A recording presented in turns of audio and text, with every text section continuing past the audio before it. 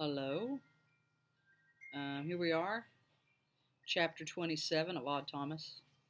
So, where we left off was that Stormy and Odd had just left Viola Peabody's house and had warned her to change her plans for the next day in light of both Odd's dreams and also Viola's own dreams about being shot, and also the fact that Odd had seen five Bodaks kind of surrounding her two daughters while they slept.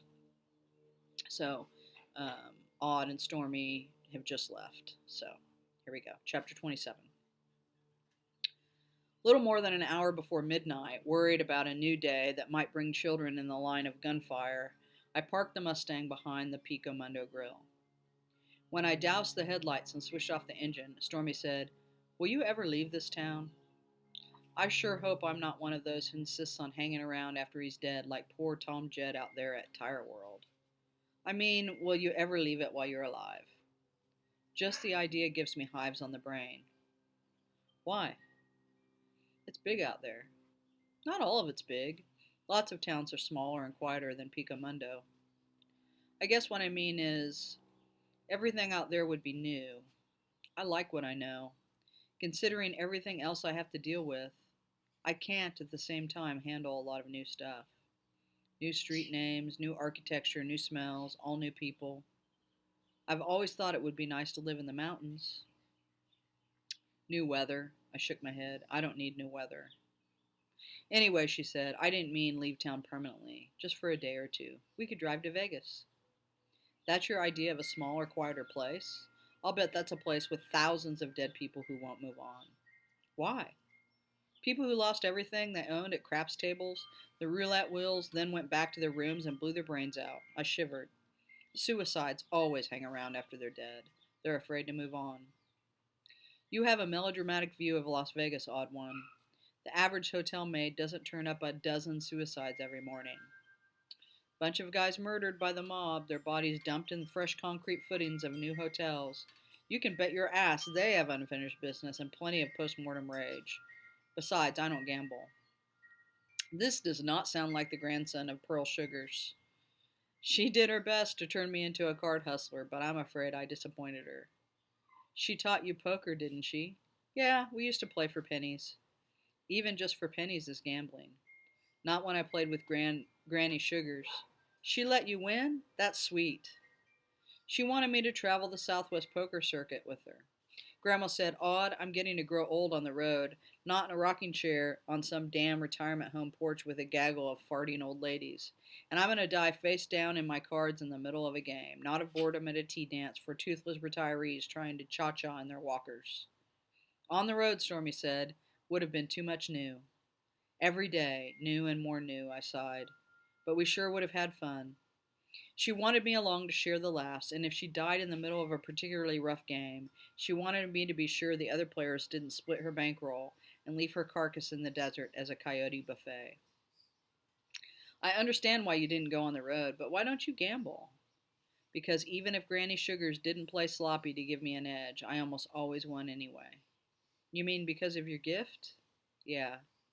You could see what cards were coming? No, nothing that dramatic. I just have a feeling for when my hand is stronger than those of other players, and when it's not. The feeling proves to be right 9 times out of 10. That's a huge advantage at cards. It's the same with blackjack, any card game. So it's not really gambling. Not really. It's just harvesting cash. Stormy understood at once why I'd given up cards. It would be pretty much the same as stealing. I don't need money that bad, I said, and I never will as long as people want to eat what's been fried on a griddle, or as long as they have feet. Yeah, assuming I make the move into shoe retailing.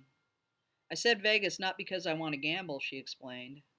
It's a long way to go for an all-you-can-eat buffet. I said Vegas because we could be there in maybe 3 hours and the wedding chapels are open around the clock. No blood tests required. We could be married by dawn. My heart did one of those funny gyrations that only Stormy can make it do. Wow, that's almost enough to give me the nerve to travel.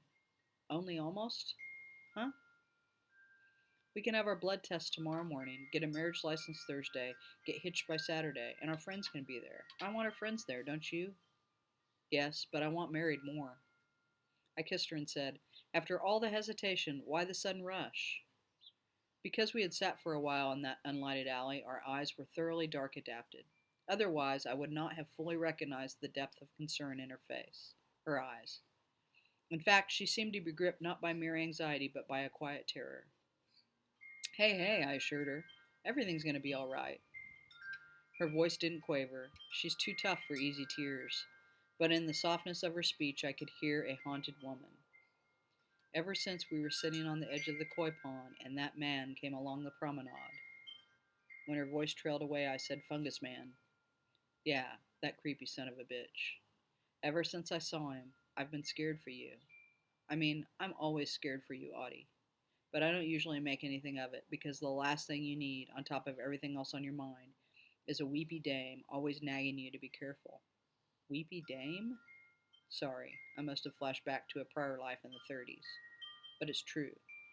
The last thing you need is some hysterical bitch always on your case. I liked Weepy Dame a lot better. Listen, I think this guy is maximum sick. He's 10 megatons of blast power with a fast ticking timer. But the chief and I are on this case, and we're going to pluck his fuse before he blows. Don't be so sure.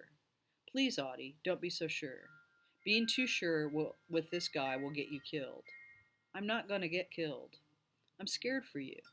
By tomorrow night, I told her, Bob Robertson, alias Fungus Man, is going to be wearing a jail-issued orange jumpsuit, and maybe he'll have hurt some people, or maybe we'll have stopped him right before he pulls the trigger.